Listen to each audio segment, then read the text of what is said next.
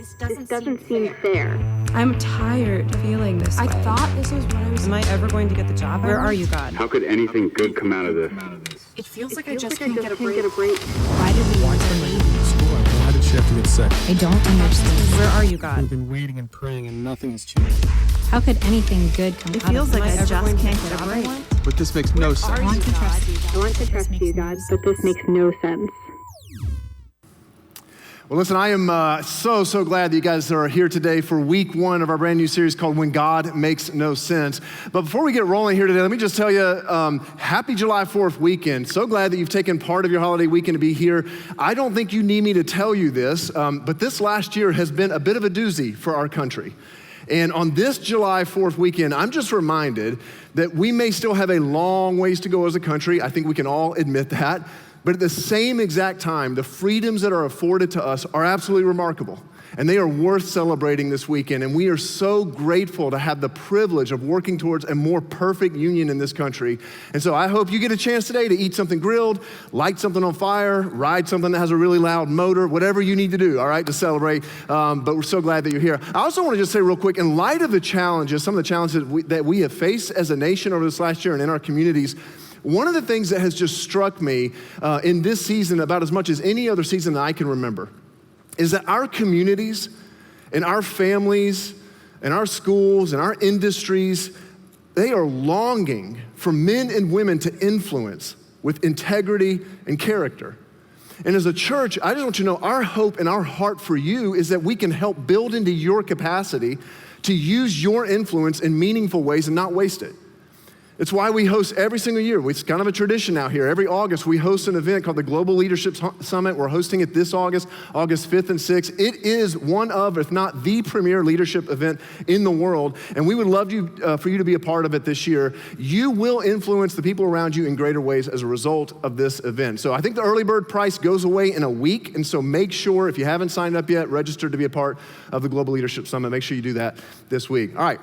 Now, as I said earlier, today we're launching into a brand new series called When God Makes No Sense. And I'm gonna shoot straight with you today. I'm gonna be real honest with you that over the last few weeks, there has just been this growing burden around this series and the necessity of talking about some of the things that we're gonna talk about over the next few weeks.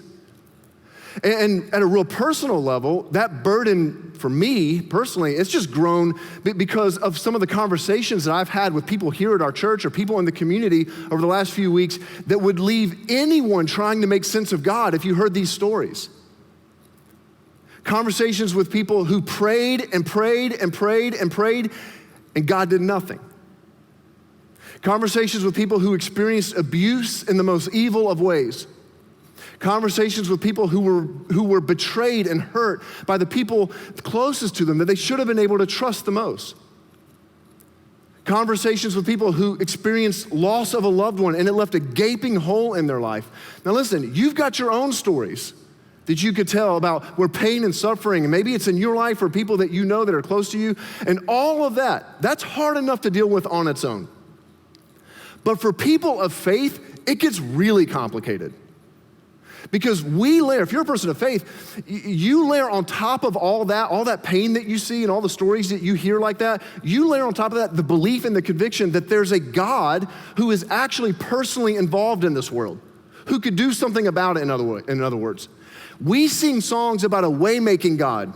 You're the way maker, you can do something. We believe that there's a God who is loving and has our best interests at heart. We believe that there's a God who is all powerful, able to do all things, a God who is for us and not against us. And yet, all we have to do is open our eyes to the reality of our world for about a hot minute before we realize that the experiences of our life and the pain we see in this world doesn't really reconcile with the things we believe to be true about God.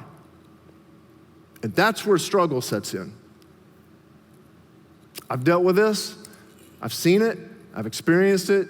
Jenny and I actually, we're real close, very close to a family who now for years have faced some of the most challenging circumstances anyone could face with a child.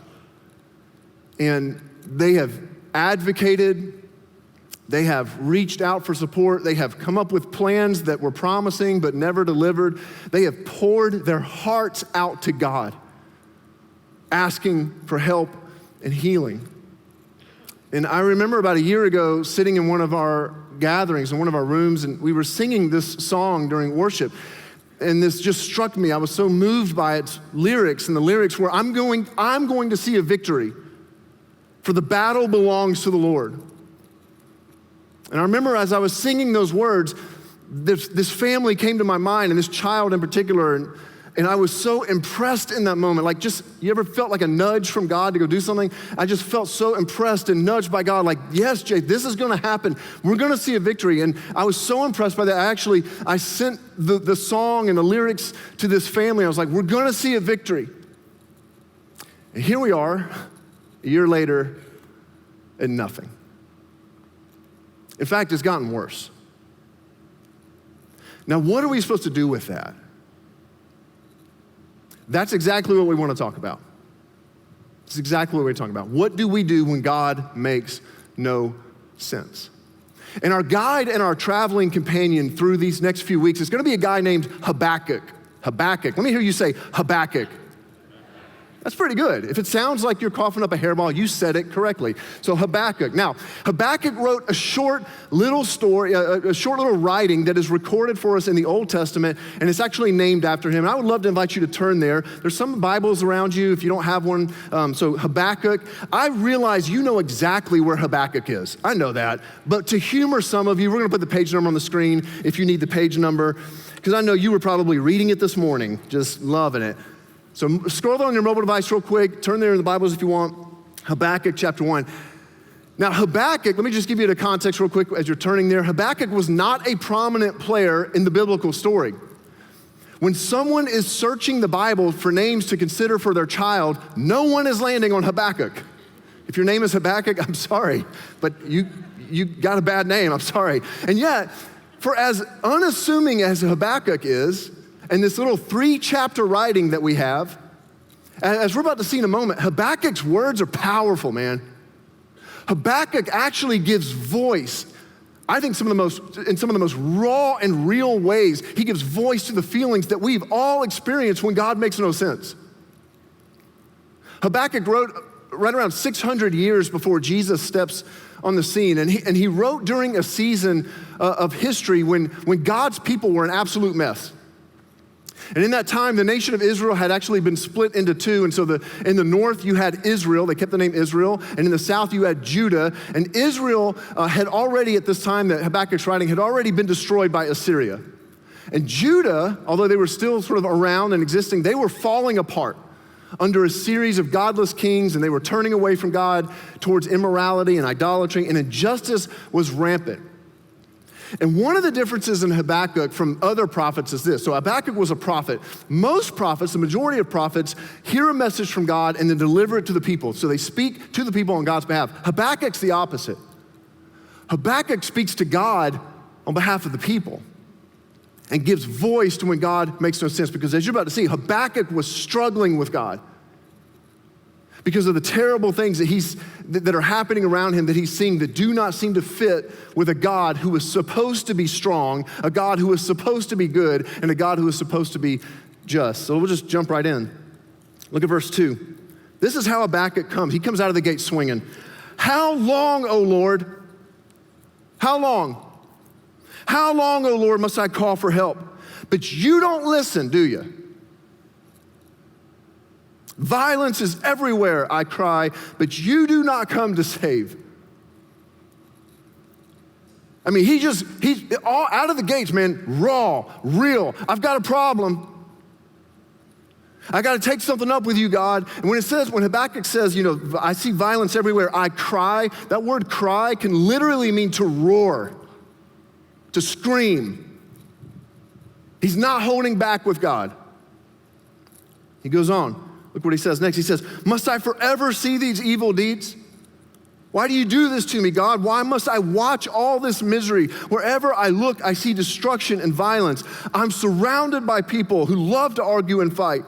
The law has become paralyzed. There's no justice in the courts. The wicked far outnumber the righteous, so that justice has become perverted. 2,600 years ago, And Habakkuk is asking the very same questions that so many of us are asking today. He wants to know why. Like, why, God? Why don't you seem fair right now? God, why are you letting this happen? I know you could do something about this, God, but you're not. And I don't understand, because all the evidence around me right now is that you are nowhere to be found. And Habakkuk, he essentially frames these words to God around two fundamental questions. How long and why? How long and why? You know, that question, how long, is an interesting one, because how long, that's the question we ask when we think that something should be happening that is not happening. How long? How long, God, are we gonna go without children? Because we've been asking, and we've been waiting, and we want them. How long? How long, God, am I gonna go without a spouse because I'm lonely? How long? How long, God, am I gonna go without getting an answer? How long, God, am I gonna go without getting some direction? How long? And why is the second question. Why is kind of the same coin, different side though. Why is the question we ask when things are happening to us that we think should not be happening to us? Why did they die, God?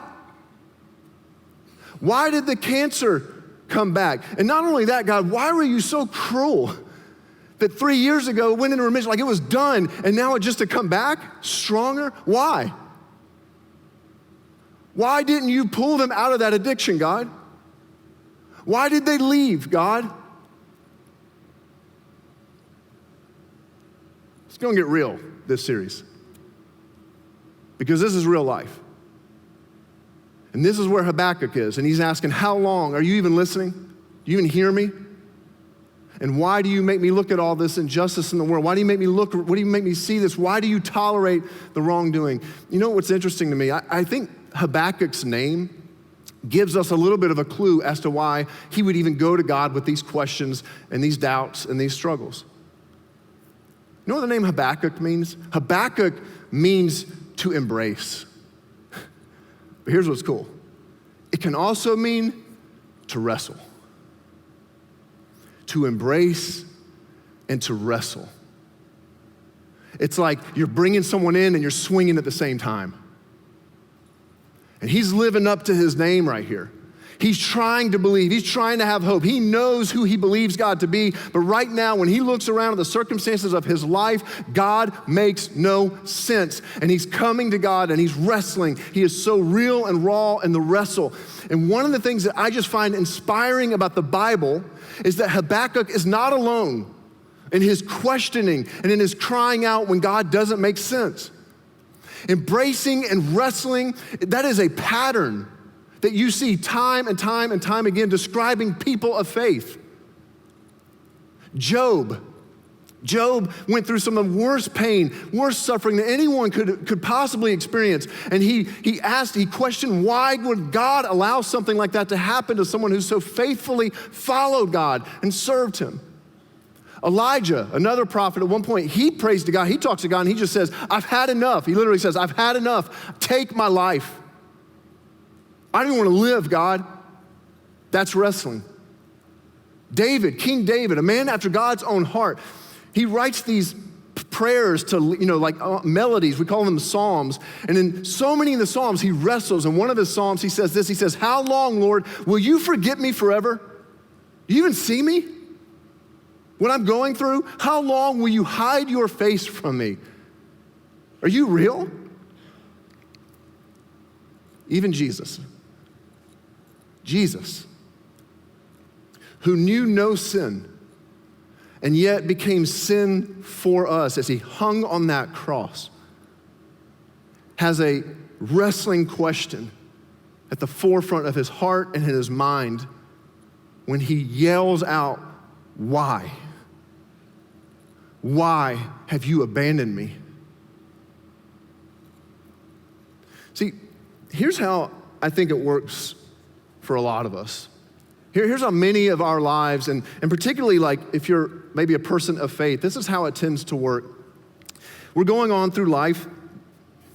This is our life. We're kind of going this way. And at some point, if you're a person of faith, at some point, you have this experience where your heart becomes aware that there is a God and that God loves you and that Jesus Christ has made a way back to God, and you got invited to church, or you started reading the scriptures and something came alive and you become a life changed by Christ at this point, right? And when that happens, for so many of us, man, it is up and to the right. We're on a mountaintop and we give our life to Christ. And in this season, what happens is, it's like our heart is filled up with more love than we've ever felt before. It's like we know God is real. We're listening to worship music all the time. We actually want to come to church. When we hear the messages, it's like, oh, that message was just for me. And you leave inspired, and you're praying prayers, and it feels like God is hearing you for the first time, and everything is rich in this season, and you're on that mountaintop. But that only lasts for so long. And at some point, over time, some of this just begins to wear off. And we keep praying, but our prayers feel a little bit cold. We're certainly not having God answer many of them anymore. We open up the scriptures. We don't really get anything out of it. We come to church still. We hear the message, but really after the message, it's just kind of like, meh, must have been for someone else. And it just goes stale. That's very normal. But what happens for a lot of us is in the middle of this stale season, something, an event, a circumstance, something happens that rocks us to our core. You lose a child. A spiritual mentor of yours that you imitated your faith after goes off the rails, and it shakes you. Your parents divorce. You go off to college and a professor pokes holes in your faith and you don't have answers for it. Your boyfriend who played the part of a Christian and you thought we're gonna be with forever, he cheats on you. The doctor comes in the room and says, there's nothing we can do. That's this moment. And this brings on, this moment right here it brings on what a lot of people would just call a crisis of belief. That's what's happening here. That's where Habakkuk was at this moment. It's where many of you have been at some point, and it's where some of you are right now. And we tend to think that when we hit this crisis of belief moment, here's what we tend to think. We tend to think there's two options. First option is just pretend it's not happening. Just go back to the mountaintop. Just play the music louder, just read more Bible, just pray a little bit more, whatever it might be, just pretend. And so we fake it till we make it. Just pretend that's not happening. I'm not struggling. I'm not doubting. I'm not wrestling. That's not allowed. God would be displeased with that. So just pretend. That's one of the options, and some of us are faking it.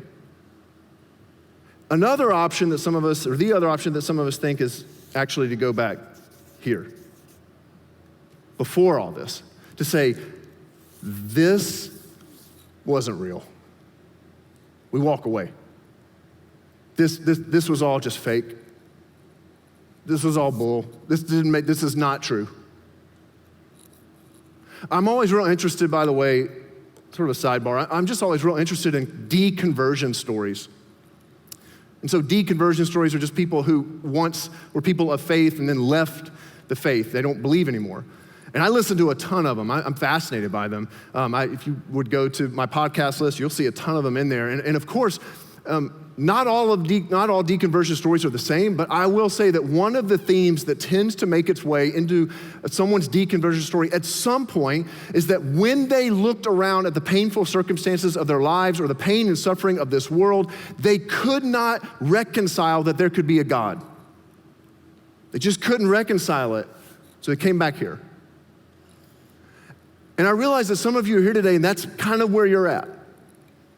And if you're here today and that's more where you land, that maybe you've kind of bought into this idea that there could not be a God in light of all the pain that you see, I just, if you would let me, if you just allow me, I would just love to push on that for 1 second. See, pain and suffering in this world, it doesn't prove that God doesn't exist. They're actually unrelated. They have nothing to do with each other. Pain and suffering doesn't prove that God doesn't exist. All that proves is that a God that doesn't allow pain and suffering doesn't exist. But Christians don't even believe that that God exists either. In fact, I kind of like how Andy Stanley says it. Christians actually believe that God allowed the worst possible thing to happen to the best possible person as Jesus hung on that cross. So again, pain and suffering, this here, that's not a proof that God doesn't exist. That just proves that a God who never allows pain and suffering doesn't exist. But Christians have never believed that. Which is why Habakkuk doesn't choose option 1 or option 2. Habakkuk chooses a third option that's available, I think, to each one of us as well. For us to do what Habakkuk did. He kept going, but this season was shaky, man. He kept wrestling and embracing. He wrestled with God. He decided to keep going, that I'm gonna wrestle with God, but I'm also, even if it's just by a thread, I'm gonna keep embracing you too. In the middle of your pain, in the middle of your confusion, in the middle of your hurt, in the middle of your doubt, you keep wrestling with God. You scream out, you call out, you keep fighting it out. I don't get it, God, but I'm here.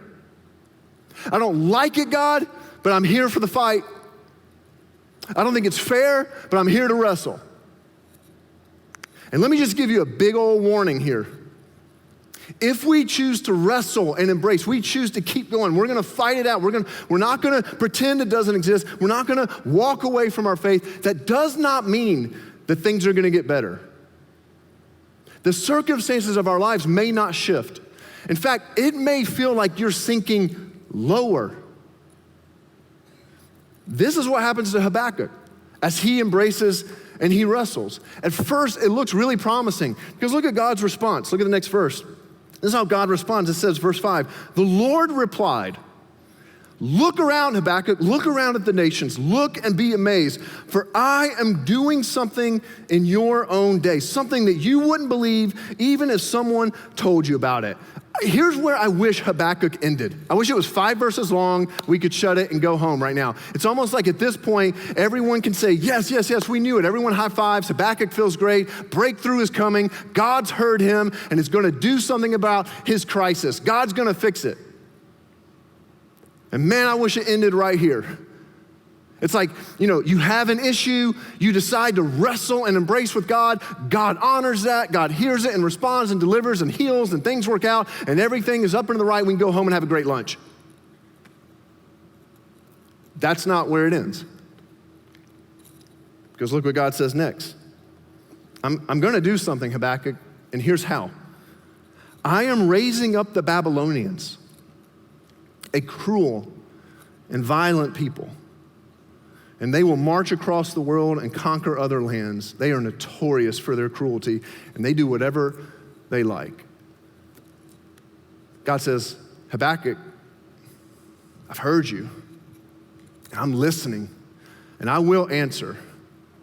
But God lets him know that he's gonna use the evil Babylonians, one of the most violent and powerful nations in history, to bring about justice for Israel. And this makes no sense.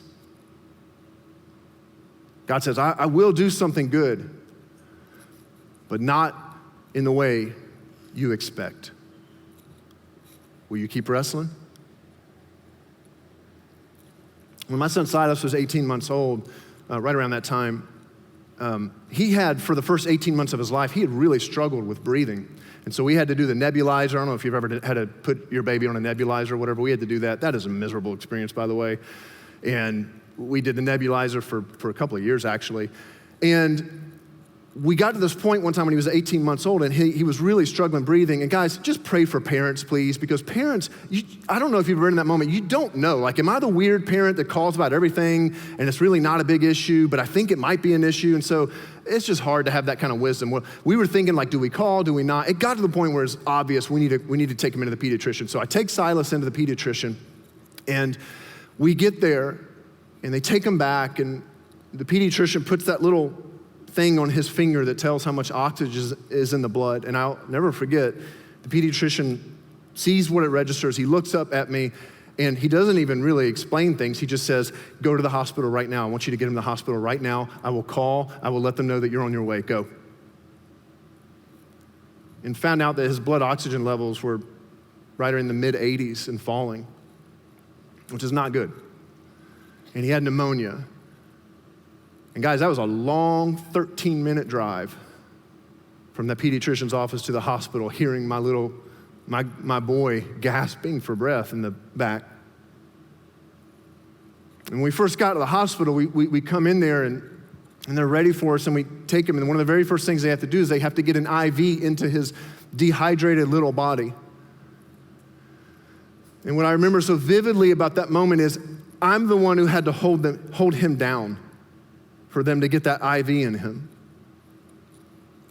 And I'm pinning his shoulders down, my little 18-month-old boy, and I'm pinning his shoulders down, and he is wide-eyed staring at me, tears coming off of his eyes, and he is screaming at the top of his lungs because this hurts. And he cannot understand why the one person he trusts more than anyone else in this world is doing this to him. And what he cannot see is that this agonizing moment, it will not last forever.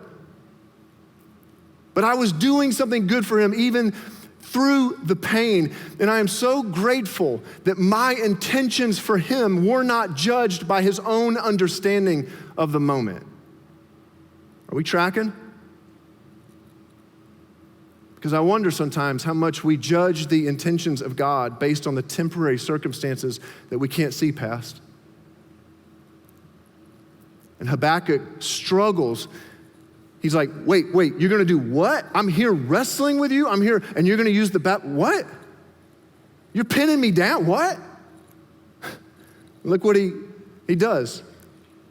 He responds by doing what he does best. Because he's sitting there going, how in the world could this be the case, God, if God is gonna act in a way, like God, if you're gonna act in a way that feels like it's bringing on even more pain.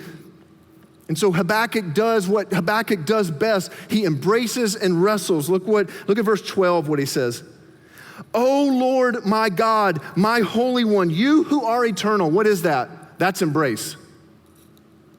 Surely you don't plan to wipe us out. What's that? That's wrestle. Oh Lord, our rock, that's embrace. You have sent these Babylonians to correct us, to punish us for our many sins, that's wrestle. But you are pure, that's embrace. You can't stand the sight of evil. Will you wink at their treachery? That's wrestle. Should you be silent while the wicked swallow up people more righteous than they?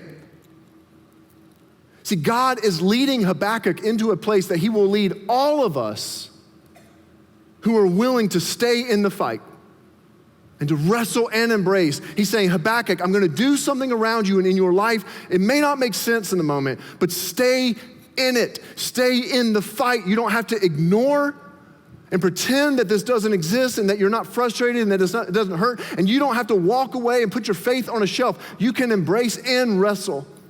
And no, God says, it may not make sense and it may not seem fair in the moment, but that's okay. If you'll stay in the fight with me, I'm gonna do something in your life that could not be done any other way. I actually think this is exactly what James, one of the first leaders in the church, was talking about when he wrote a letter about 600 years after Habakkuk wrote these words. James writes a letter to some of the first followers of Jesus. And I think this is what he's getting at when he said, consider it pure joy, my brothers and sisters, whenever you face trials, many kinds. Why would you say that, James? He says, because when that happens, you know that the testing of your faith, if you keep going, it produces perseverance. And perseverance, so let perseverance, what?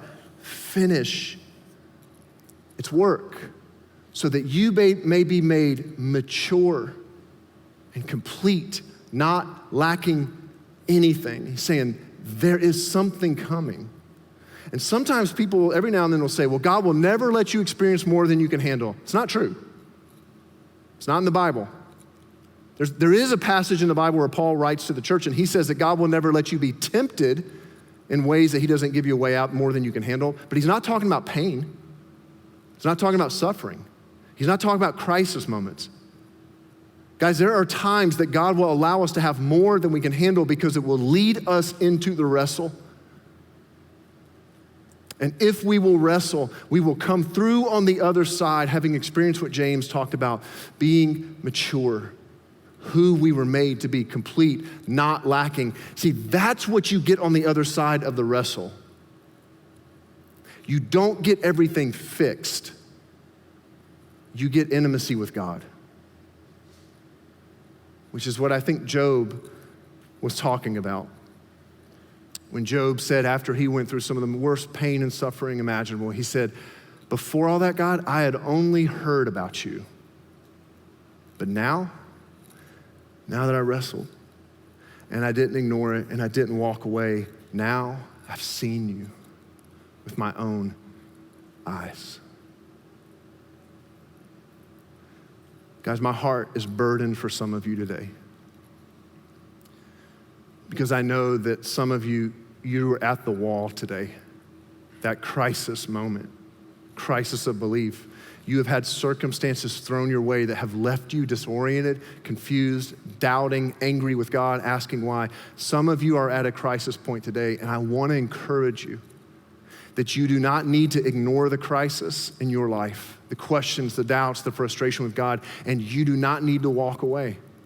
God understands your pain. He welcomes your question. He's in for the fight. And I'm convinced that God would rather have you wrestle than walk away. He'd rather have you scream and yell at him, because at least you're engaged at that moment. When you hit the wall and when you hit the crisis of belief, don't deny your doubts and don't run from God. Let your doubts drive you to continue to embrace even when you wrestle with God. It's one of the things I love about our church. One of the things I love most about our church. Our church is full of people willing to wrestle and embrace. And I recently heard Devin's story, and I wanted you to hear it as well. Because if you listen closely to Devin's story, you will hear him articulate what it feels like to wrestle and embrace and what God does in the middle of it. So let's listen to Devin's story. So it was interesting growing up as a pastor's kid. My dad was not always a pastor. He actually drove a beer truck. But then he eventually became a pastor, and you always get labeled as the PK. So everyone was like, "Oh, you're gonna get in trouble. You're the PK now. So you're the one that we gotta watch." Even though that was never the case. I wasn't really passionate about my relationship with God or with my faith. Like, I knew about it, I followed it. I did what I was expected to do, but it wasn't really the understanding wasn't there. The personal relationship wasn't there. I said, I grew up in sports. My dad was very supportive. Always getting to games when he could. I did travel soccer, so we were close, but there were always weeks and days that he was always busy. So there were times that he would miss out on certain family things or things for me because he was doing what he needed to do for the church and serving the people of the church also.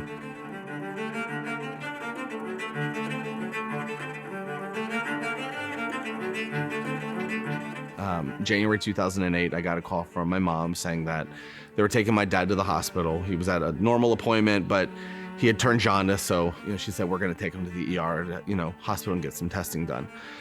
I'm on the phone with her, and in that moment, I knew that he ended up having pancreatic cancer. My wife and I drove in, and as soon as we got there, they took me into a room and they said, hey, just so you know, the doctor came out right away, and they said we opened him up, but it had already spread.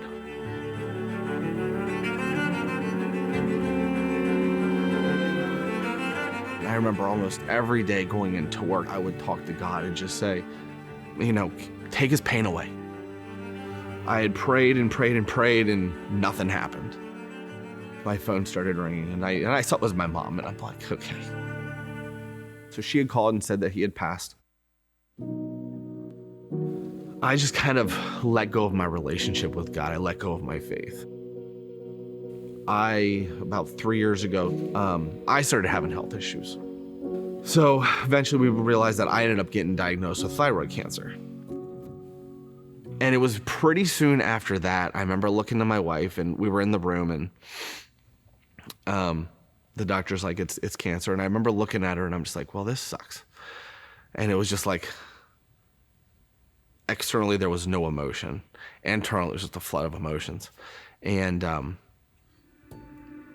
it took a little bit of time, and eventually I looked to her and I'm like, we just gotta just surrender it all. Like, there's so many things that are happening, and all of the things in the past are small. We just need to focus on what's going on right now. We just need to hand it all over and just give it to God and just put all of our faith in God. And that's what we did. And that's what has really brought my relationship with my wife back to a good place. That's what brought my relationship with God back to a really good place. And I remember being in church, and I heard Pastor David ending a service. And I don't know if I just never noticed it before, but I had heard him at the very end say, "May the Lord bless you and keep you. May the Lord shine upon you and be gracious to you. May he look upon you with favor and give you peace." And in that moment, I'm just like, that's exactly how my dad ended every service. When you don't have faith that God is still there, and when you don't want to believe God is still there, but you just don't realize it until you actually surrender it all back to him. My name's Devin, and I'm a life changed by Christ.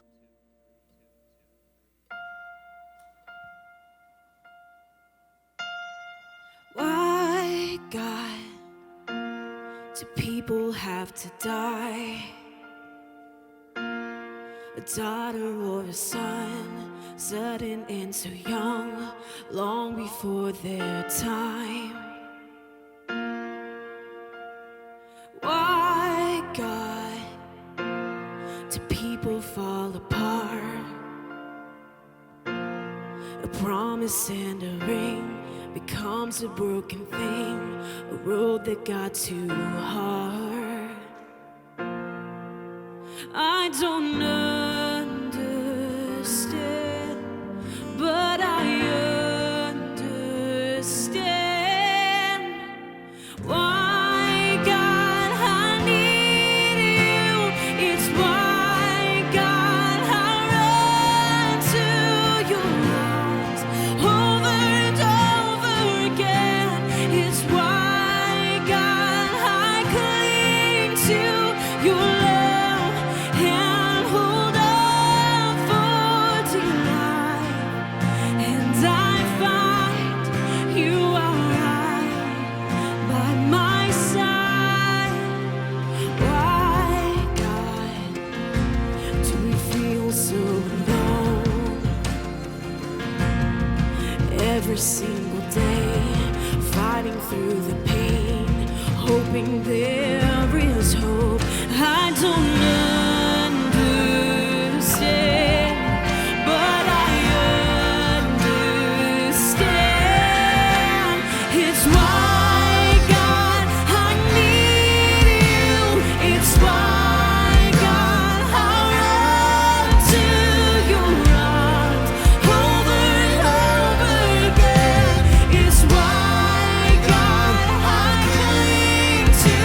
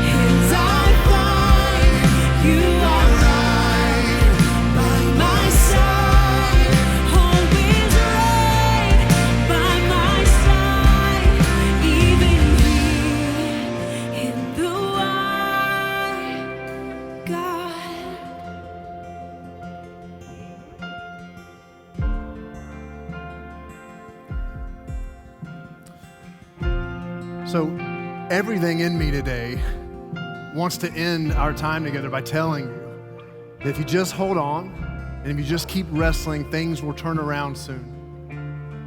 I can't do that. I don't know.